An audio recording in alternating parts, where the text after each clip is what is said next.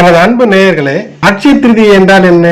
சித்திரை மாதத்திலே அமாவாசைக்கு பின்பு வரக்கூடிய அந்த மூன்றாம் பிறை என்று சொல்லலாம், அல்லது மூன்றாம் நாள் என்று சொல்லலாம். மூன்றாம் பிறை அல்ல, மூன்றாம் நாள் திருதியாக அமைகிறது இந்த திதி.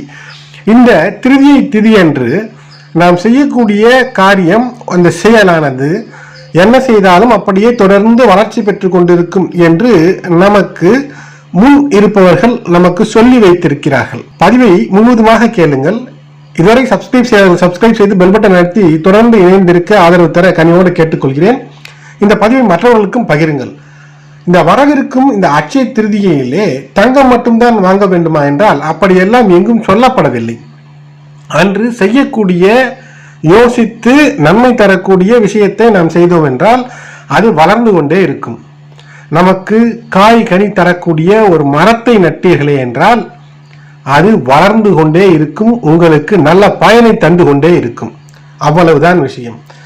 அன்று புதிதாக நீங்கள் உங்கள் வீட்டிற்கு அன்றாடம் தேவைப்படக்கூடிய விஷயங்களை வாங்கி வைக்கும் போது அன்றாட தேவைகளுக்கு எந்த குறைவும் இல்லாமல் நிறைந்து கொண்டே இருக்கும். ஆகையினாலே இந்த தினத்திலே கணவன் மனைவி, மனைவி கணவன் இவர்களுக்கு ஒருவருக்கு ஒருவர் ஏதேனும் ஒரு பொருளை நீங்கள் வாங்கி கொடுத்தீர்களே என்றால் உங்களுக்குள்ளே இருக்கக்கூடிய அந்த நெருக்கம் மேலும் பலப்படும். உங்களுடைய இல்லறம் சிறக்கும், நல்லறம் பெருகக்கூடிய அமைப்பு ஏற்படும். ஒவ்வொரு நாளுக்குமே ஒவ்வொரு தனி சிறப்பு.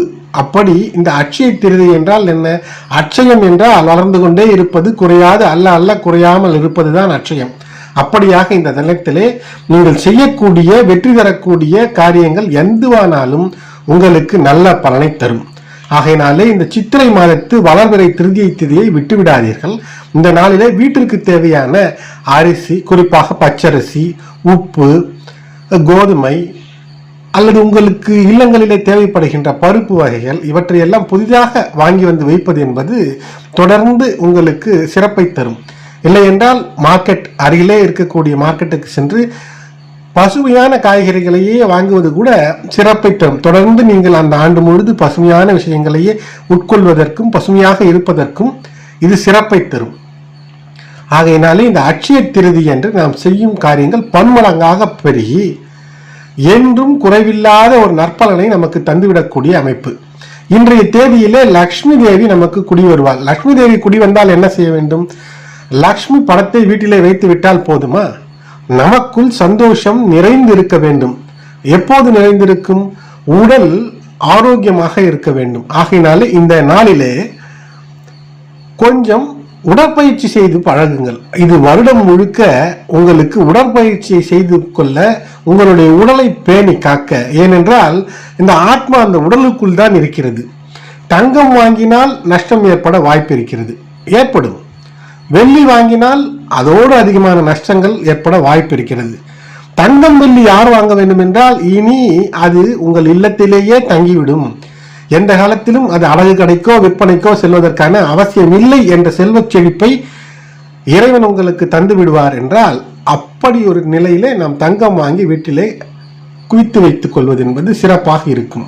இல்லை என்றால் அன்றாட தேவைகளை வாங்கி இந்த ஆண்டு மட்டுமல்ல தொடர்ந்து எல்லா ஆண்டுகளும் நம் உணவுப் பொருட்களை வாங்கி வைக்கலாம். வீட்டிலே சில மரங்கள் அதற்கான விதைகளை விதைத்து வளர்ப்பதற்கான முயற்சிகளை செய்யலாம். எளிய அன்னதானம் 1-2 பேருக்காவது தருவது என்பது சிறப்பாக இருக்கும். இது உங்களுக்கு பல சிறப்புகளை தந்துவிடும். ஆகையினாலே இந்த நாளிலே நீங்கள் இவற்றையெல்லாம் செய்வது, அதாவது எது வளர்ச்சி, எது உங்களுக்கு நிம்மதி தருமோ அதை செய்வதல் வேண்டும். பெண்கள், ஆண்கள் யாராக இருந்தாலும் அதிகாலையிலேயே எழுந்து விடுவது என்பது சிறப்பை தரும். அட்சய திருதியை நாளன்று அதிகாலையிலே எழுங்கள். இது தொடர்ந்து நீங்கள் அதிகாலையிலே எழுந்து விடக்கூடிய பழக்கத்தை உங்களுக்குள் தந்து விடுகிறதா என்று பாருங்கள். இப்படி உங்களுக்குள் மேன்மையை தரக்கூடிய மென்மேலும் சிறப்புகளை பெருக்கக்கூடிய விஷயங்களை செய்யுங்கள். குருவுக்கான பிரீதியான விஷயம் என்ன? மஞ்சள் நிறம். ஆகையினாலே மஞ்சள் நிற பூக்களை இட்டு லட்சுமி தேவியை இந்த நாளிலே வணங்கி பாருங்கள், சிறப்பை தரும். அது மட்டுமல்ல, இந்த நாளிலே வீட்டிற்கு உப்பு புதிதாக வாங்கி வைப்பது, மஞ்சள் வாங்கி வைப்பது, கஸ்தூரி மஞ்சள் வாங்கி வைப்பது, இவையெல்லாம் உங்களுக்கு மென்மேலும் சிறப்புகளை தரும். மஞ்சள் நிற ஆடைகளை உங்கள் இல்லங்களிலே இருக்கக்கூடிய விக்கிரகங்களுக்கு அலங்காரம் செய்வது, நீங்களும் மஞ்சள் நிற ஆடைகளை உடுத்திக் கொள்வது கூட சிறப்பாகத்தான் இருக்கும். இப்படி மென்மேலும் சிறப்புகளை தரக்கூடிய ஒரு நாள் இந்த நாள். இந்த நாளிலே கடன் அடுத்தவரிடம் வாங்காதீர்கள், கடனும் கொடுக்காதீர்கள். இப்படி உங்களுக்கு சிறப்புகளை தருவதாக இது அமைந்துவிடக்கூடியது. தொடர்ந்து இணைந்திருங்கள். கிரகங்களின் நிலை, கிரகங்கள் நமக்கு என்னவெல்லாம் நன்மையை செய்ய இருக்கிறது, ஏதேனும் பிரச்சனையை எவ்வாறு நமக்கு காட்டி கொடுத்து அதிலிருந்து நம்மை கைபிடித்து மேலே தூக்கிவிடப் போகிறது என்றெல்லாம் நாம் பார்க்க இருக்கிறோம். இந்த நாள் தவறவிடாதீர்கள். எந்த நாள்? அக்ஷய திருதியை. அக்ஷய திருதியை ஒரு மங்கள நாளாக நீங்கள் எவ்வாறு செயல்படுத்த வேண்டும் என்று சொல்லியிருக்கிறேன். தங்கம் வாங்க முடியவில்லை என்று அந்த மார்க்கெட்டிங் ஸ்ட்ராட்டஜிக்குள் நீங்கள் சிக்கிக் கொள்ளாதீர்கள். இப்போதெல்லாம் கையிலே செல்போன் இல்லாத ஆளே இல்லை. மார்க்கெட்டிங் ஒரு விஷயம் சொன்னால் அந்த சோசியல் மீடியாவிலே சிக்காதவர்களே இல்லை. அவ்வளவு வேகமாக பரவிவிடுகிறது. அது நல்லதா கெட்டதா என்ற ஆராய்ச்சி செய்வதெல்லாம் கிடையாது. தங்கம் வாங்கினால் தொடர்ந்து வாங்க முடியும் என்று சொல்கிறார்கள். அப்படி எந்த ஒரு விஷயமும் இல்லை. தங்கம் வாங்கும் போது எப்படி வாங்க வேண்டும் என்று ஒரு பதிவை தந்திருக்கிறேன். அதை பார்க்காதவர்களும் பாருங்கள். BIS ஹால்மார்க் என்றால் என்ன என்று ஒரு பதிவையும் தந்திருக்கிறேன். அதையும் சென்று பார்க்கும்போது தங்கத்தை வாங்கினால் இந்த நாளிலே நஷ்டத்தில் சிக்குவீர்கள். இந்த ஆண்டு தொடர்ந்து நஷ்டம் ஏற்படக்கூடிய அமைப்பிலே சிக்கிக் கொள்ளாதீர்கள். தங்கம் வாங்கினால் எப்படி வாங்க வேண்டும் என்றும் சொல்லப்பட்டிருக்கிறது. உங்களுடைய மேலான கருத்துக்களை கமெண்டிலே தெரிவிங்கள்.